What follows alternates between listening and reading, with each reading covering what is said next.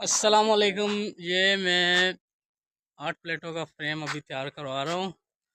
आप देख सकते हैं कि काम चल रहा है और ये हमारे पाइप वगैरह ये जगह है और ये कुछ प्लेटें हम ऊपर लेकर आए हैं।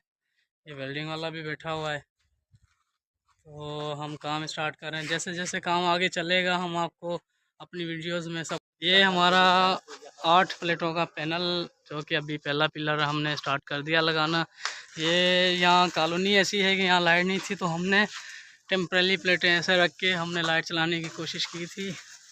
तो ये हमारा पहला पिलर वेल्डिंग वाले कारीगर जो हैं इन्होंने तैयार कर रहे हैं और हमारा काम माशाल्लाह ज़बरदस्त चल रहा है। बस लाइट की वजह से थोड़ी तकलीफ़ होती है, सो हम प्लेटों को सीरीज़ करके लाइट का काम भी कर लेते हैं।